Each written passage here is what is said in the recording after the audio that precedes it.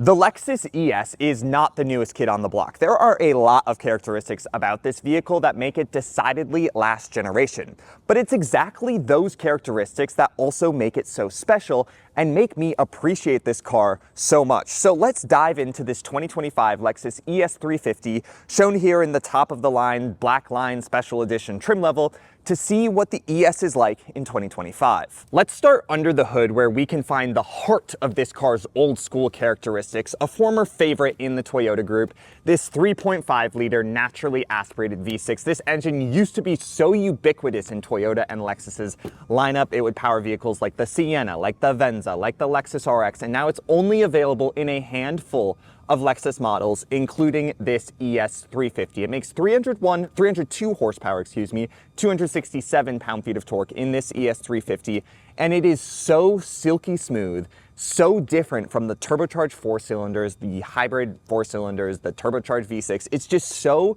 simple and smooth, and it's known to be super reliable, and I absolutely love that it is still offered in this ES350. There's only one other model in Lexus's lineup that offers this engine unaided by a hybrid system, and that's the Lexus IS, this ES's smaller brother, which you can also get that car with a naturally aspirated V8. The IS is a really cool vehicle, but you can get it with this 3.5 liter V6 in the form of the IS350. The other two Lexuses to use this engine are both hybrids. The LS500H uses this with a standard hybrid system, and the TX 550H Plus, which is the plug-in hybrid TX, uses this with a plug-in hybrid powertrain. But yeah, this engine used to be so widespread in Toyota and Lexus's lineup, and now it is so uncommon. It's a pretty old school engine. It doesn't even have stop-start technology. When you come to a stop in this ES, the engine remains idling. It's definitely unique in today's day and age, but you're also gonna not find terrible fuel economy. This isn't that large of a car, and this large of an engine doesn't have to work too hard to move this large of a car. So you're gonna find 22 in the city, 31 on the freeway, 25 combined. That's about par for the course, definitely better than something like the Genesis G80's 3.5 liter twin turbo V6 powertrain, which I think returns like 23 mpg combined, something around there. That car is all-wheel drive, and that engine makes more power, but it's nowhere near as smooth as this 3.5 liter V6. We'll get more into it in the driving dynamics, but oh my goodness, it's crazy how refined this engine is.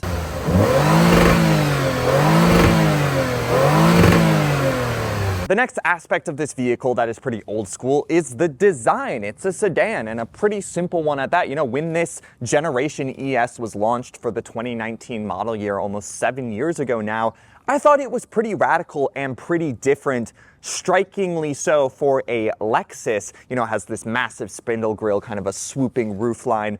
But now, in 2025, it looks pretty normal. You know, it's a pretty similar shape to the Toyota Camry. Makes sense, they ride on the same platform. So it's something you see a lot of, and I think just the overexposure of seeing Camrys and ESs all over the place have made it pretty normal, but I'm not upset about that. I think it's still a handsome vehicle, simple, effective, and elegant. And this model is the top-end Black Line Special Edition, which is essentially just an F-Sport handling package ES with some other added features on top of it.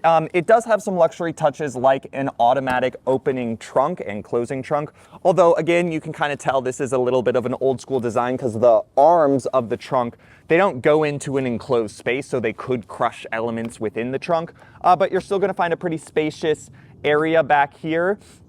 It's just one element, again, of this car's little old school nature. And the last old school element to talk about this car before we hop inside is its price, which is kind of old school in the fact that it's pretty low. If we take a look at other mid-sized luxury sedans with six-cylinder powertrains like the BMW 540i xDrive and the Genesis G80 with the 3.5 liter twin turbo V6, the 5 Series starts at $66,000 and the G80 starts at $70,000. Pretty high figures, especially when you compare to this ES350 starting price of $43,000, over $20,000 less than the BMW, over $25,000 less than the Genesis. Now, both of these cars, the 5 Series and the G80, have more powerful engines. They are newer designs. They've been updated more recently, and they're all-wheel drive. But again, it is these old school elements of this ES350 that really make me appreciate it. The design is very simple, as I said. The engine is so smooth and refined. And let's hop inside to talk about a lot of things that this ES does so well that modern cars just have stopped doing. Quickly, I do want to talk about second row space because that's important in a mid-size sedan. Sitting here behind my ideal driving position, I do have plenty of knee room and foot room. Now, when I sit all the way upright, my head does hit the ceiling, but if I slouch a little, I can fit perfectly fine.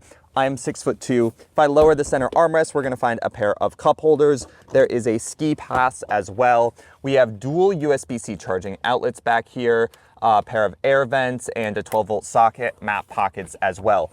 There is no heated seats back here or third zone climate control. I kind of wish there were heated seats in the back of this ES, but it's a luxury that I think most people can go without because for the most part, this car is about the front seats. And hopping into the front of the ES, this is truly where this car excels. I honestly think this is one of the best interiors in the auto industry. It has one of the best balances of modern technology and ease of use. There are so many elements about this interior that more modern vehicles do not have anymore, but that make driving a car so easy and so effortless. Starts with this very traditional gear selector. You look at this, you know exactly what to do. It's also rather satisfying to switch through the gears. I wish more cars still had this. We still have a pair of big cup holders as well. Modern technology includes this wireless charging pad. We have a 12.3-inch infotainment system, which is great. It does full screen wireless Apple CarPlay, which is exactly what I need it to do, nothing more. We have physical climate controls. Oh my goodness, that is so nice to see. We have a little dial to change our temperature, which kind of rotates through the degrees in a very elegant way. And then these physical buttons for our fan speed and our fan direction. And they're not piano black plastic either. There is no piano black plastic in terms of buttons on this interior. I absolutely love that. We have more controls for some shortcuts, a buttery smooth volume knob, which is also nice to see, and some more physical controls for our heated and ventilated seats, our heated steering wheel, and the rear shade that you can deploy in the back. So all of that is incredible and honestly rare in today's auto industry.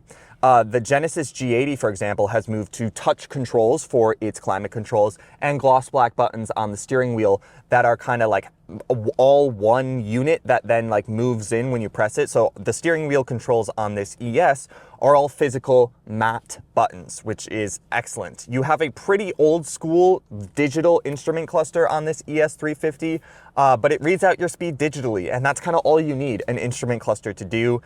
Again, I'm just astounded by how simple everything is in this ES350. Everything is where it should be. There's some unique design as well, like this kind of Frankenstein style drive mode controller. You can cycle through Eco, Normal, Custom, Sport S, and Sport S Plus. I've left it in Normal the entire time. Even though this is like the F Sport handling package and the Blackline Special Edition, the ES is not a very sporty vehicle. But physical controls are something I miss dearly in a lot of vehicles. And it's so refreshing to see them here. And then just a simple, pretty large infotainment system that does CarPlay. That's all I need it to do. I can control my airflow very easily. There's just a standard sunroof, but I don't care for panoramic sunroofs. I keep the shade closed all the time. This ES also has this nifty center console that opens in either direction. And we get these kind of aggressive looking F-Sport seats. I am so appreciative of this interior and how simple it is, how easy it is to just get in and go. You have nice aluminum pedals as well as part of the F-Sport design of this vehicle. And it's so refreshing again after so many OEMs just trying to be different, trying to be more modern, trying to be more minimal. This is easy, this is familiar, and honestly, this is what I want. All right, driving the 2025 Lexus ES350. Now, I've been getting a lot of comments on my other content with this vehicle saying that it doesn't qualify as a true luxury vehicle, because it's based on a Camry platform and it has that old V8 that's not very powerful. But when we strip away all of our preconceptions of this car's platform and its engine, and we just analyze its driving dynamics, especially its driving dynamics in comparison with the competition to this vehicle, well, I would say this is definitely a luxury car. If I give it some power right here, no, it's not the quickest car, but God, is it smooth. This 3.5 liter naturally aspirated V6 is just so linear with its power. It never feels strained when you are accelerating the car, and that is something that is so unique in today's auto industry and so uncommon amongst vehicles and engines that power mid-size sedans, namely turbocharged 4-cylinders. A car that comes to mind is the Hyundai Sonata N-Line that makes similar horsepower figures to this Lexus ES. That's not a luxury car, no, but its turbocharged 4-cylinder is nowhere near as smooth or elegant in a driving experience as this Lexus ES, and that makes this ES a luxurious experience when compared to that non-luxury car of the Sonata. And then there's the chassis element of these Camry complaints. You know, the Camry is a really well-built vehicle, and this ES is also as a result. I have no complaints with this riding on the same platform as the Toyota Camry. It rides genuinely very comfortably and very luxuriously. The one complaint I would have about this car's luxurious aspects is the wind noise at higher speeds. It's a little loud in this cabin for a luxury vehicle. Not unacceptably so, but that's the one thing I notice that separates this ES from some of its competitors. It rides really good. Its chassis remains very compliant over bumps. It feels well put together. All the materials in here are excellent. I absolutely love this dark interior we have on this Blackline Special Edition, and just the interior itself, as I mentioned at length, how easy it is to use everything, how elegant it is, and very comfortable. We have these F Sport seats, but they are still, again, comfort first, design second, athleticism third, I would say, is the nature of the Lexus ES overall. Even the F Sport models, they're not that sporty. Putting my foot down takes a second to kick down, and you get plenty of power. Even at highway speeds, you can accelerate quickly. This car is not underpowered at all. No, it's not the most powerful luxury midsize sedan, but you're getting 300 horsepower. And again, this engine never once in my time with this vehicle, and you know, I've lived with this engine for years and years and years, as other vehicles I've driven have had this engine. They never feel strained, these 3.5 liter V6s from Toyota, and that is so awesome and unique in today's auto industry. Truly the only powertrain that bests this in an everyday sense in terms of refinement is an EV powertrain, because EVs, you have instant torque, they're silent, they're never rattling away. But this is really smooth, and it's a huge compliment to this engine that I am comparing it to an electric vehicle. But for the sake of science, let's go into Sport S Plus mode. Steering definitely gets a bit heavier, and merge onto a freeway. So let's floor it. It takes a little while, but you definitely get up to speed quickly enough. And again, this isn't a car that really inspires speedy driving. It is a comfort-oriented vehicle, and I will say, actually, the transmission is a bit more aggressive in this Sport S Plus drive mode. It is ready to give you the power. Putting my foot down on the freeway. Yeah, just listen to it. It just sounds beautiful. Like, this engine is just so excited to be powering this vehicle down the road. I feel like modern Hyundai engines, and so that's Hyundai and Genesis, you know, their 4-cylinders and their 6-cylinders, they all kind of feel a little strained, a little like they are really working hard in order to move the vehicle as promptly as they are able to, because they're pretty highly tuned, versus this, you know, a little more old school setup in this Lexus, where you probably could get a lot more power out of this engine. We know you can with the Lotus Emira, which uses a supercharged version of this engine to create 400 horsepower. So it's so comfortable at its current tune, and that just leads to great driving dynamics. A very luxurious driving dynamics, once again. This is a true luxury car in an old school way, and maybe I'm just an old school type of guy, but I really, really like it. All right, traffic is clearing a bit, so I'm gonna floor it again, and I just want you to listen to the exhaust note.